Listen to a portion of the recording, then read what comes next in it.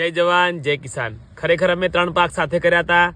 घणा लोको विचारता हता के आटली दूर खेती करी छे शुं थशे। जो आ एक वेतनु अंतर राख्युं छे, खाली 5 फूटनी जग्या हती। पेलने बताओ, लाइन सीधी लाइन बताओ।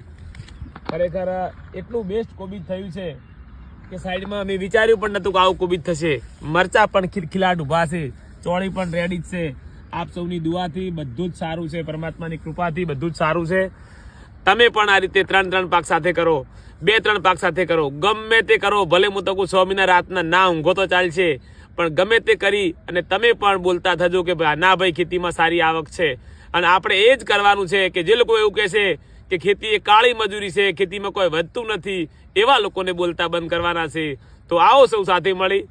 સખત પરિશ્રમનું એક જ કારણ હોય છે કે મહેનત કર્યા વગર કોઈ મળતું નથી અને કરેલું ફોગટ જાતું નથી। તો તમારું નહીં જાય એટલે તમે પણ સારી મહેનત કરો, આધુનિક ઢબે ખેતી કરો અને તમારી આવક બમણી કરો। જય જવાન જય કિસાન।